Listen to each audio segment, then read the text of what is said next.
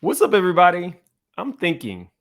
Before, I was going to keep it to myself. That actually, I think I'm a little bothered now. Because why is it that the Is Coko and Latocha soul sisters? Was Kandi right about Coko? Is Coko the problem in SWV? Or is she the solution because she's the voice? I don't know. We're going to talk about it. Like the videos, the intro plays. We got to get right into it. Make it make sense? Could somebody please make it make sense? Big moves. Surfer. Make it make sense. Tell me how you squeeze it. Make it make sense. Tell me about the things that you say. Make it make sense. Tell me about the things of your dream. Hey, let me work out all the things in between. Make it make sense. Tell me how you squeeze it. Make it make sense. Tell me about the things that you say. Make it make sense. Tell me about the things of your dream. Hey, let me work out all the things in between. Make it make sense.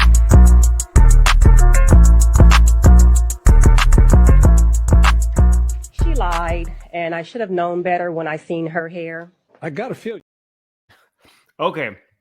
So a lot of you guys asked me. I did a video and Portia's book was in the background, and a whole bunch of people wanted to know why I had Portia's book in the background. Look, y'all, when I first started, I read Portia's book. It was a book club that I did.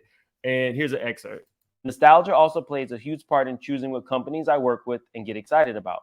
One of the reasons I started Pampered by Portia was because so many men took me to hotels. I knew what good sheets felt like. Luxury sheets that are affordable. I was going to say she did not. She did not write that. Mr. Man. She did not. That was sipping the Monty. We had a good time. But yeah, you guys can see my pursuit of Portia if you actually maybe I'll link one of those to it to this video. Anyway, so Coko. I like Coko. She's pretty, she's funny, the faces she makes.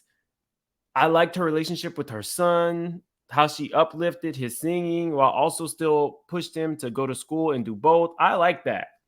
But there were a few moments that I was like, Coko. And it started with this moment. By both of y'all. Oh, okay. Yeah, it's kind of the standstill right now. Steven is a graphics guy. Hell if I know why he's doing the set list. I didn't like that. That was the moment with Kandi, the graphics guy, and Coko doing the set list.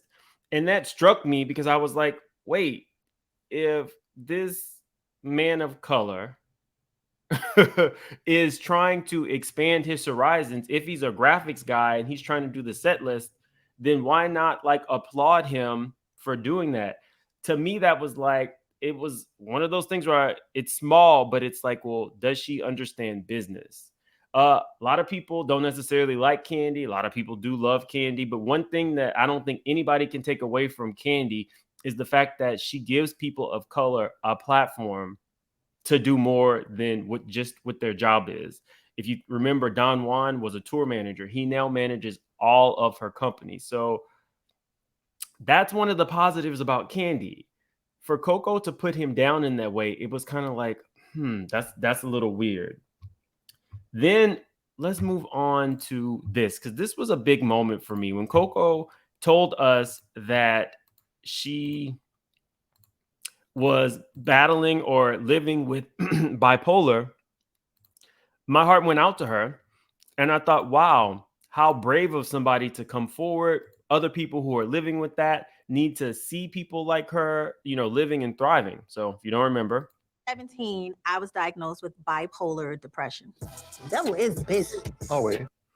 I thought that was really brave. But then we hear her say, I don't got my medicine and I want to fight. And it's like, I don't know that you can have it both ways. I don't think that if we are rooting for you and applauding for you, living and thriving with this, then you tell us you don't have your medicine and you want to fight. So which one is it? You don't like that was so unnecessary. It's counterproductive because you are showing now you have put this on the platform and I just didn't like it. Y'all can tell me what you thought about that. But for me, it reminded me of, y'all remember this fight?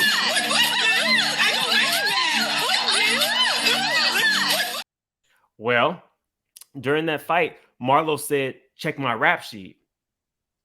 Well, she also said, I'm not my past. That was a long time ago. I'm so tired of you guys talking about my criminal history. But the first time that you get angry or mad, the first thing you're saying is check my rap sheet. And there are violent, charges on there. So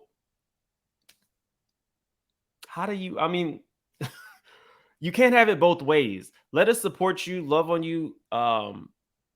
However, you can't then just be threatening because you say you don't have your medication. I didn't like that. But again, it's like little things. And what has happened is the drama with the Scapes group was so ever present that we really weren't paying attention to SWV and the cracks there. But then I saw Tasha and Coko on Watch What Happens Live, and I was like, I see a lot of similarities. Tosh told us that back in the day, if Coko didn't like you, including her at times, she would turn everybody against you. And it would be a horrible working environment, and it would only be centered around Coko. So I'm like, Then she left the group to go solo, and Tosh had to take a regular job, and Lily was homeless. If you remember when the Xscape broke up, Tasha had, wanted to go solo and all that, and Xscape broke up. Kandi and Tiny have been very honest about the fact that times were hard for them. That's when they went into writing and did the no scripts thing, and their life kind of changed. But for the most part, when SWV broke up, Coko was technically the voice, and the other girls faced really hard times. So I was like, that's a little bit like Tasha. You know what I mean? And Tasha was saying they are the closest, and they both felt like they were the voice of the group. Although in Xscape, a lot of the girls got to do lead. There wasn't technically a lead singer in Xscape because all the girls there could really like sing. So it was it's like, okay, little small things, but they're adding up. Then we get to the SWV and Salt and Pepper show. So I have started watching that show, and I picked up on some of the same themes. So let me let you guys get a little listen to the way that Coko spoke to them. Now, in this show, Coko, I'm a straight shooter, pow, pow. Coko was going through a divorce. But even people going through a divorce or things in their personal life still, in my eyes, have to remain professional. And this conversation with her bandmates, who were very adamant about they're needing this gig and needing the money from this gig, are trying to talk to her. And I want you guys to kind of listen to how she responds. Because this is when she just picks up in the middle of the night, leaves, doesn't tell anybody. And Salt and Pepper are looking like, what is going on? Is this how you guys do business? Here, she's not here. I'm gonna be there. Ain't said I won't gonna be there. We need to show these people that we belong here. Are you gonna be ready to work? I'm doing what I need to do. Well, you weren't at rehearsal. Well, I was handling my divorce. Because it just seems Sounds like Tasha. like you're just against it, just against it. What is the issue today? Because you're on 10. You do not want to do this. Then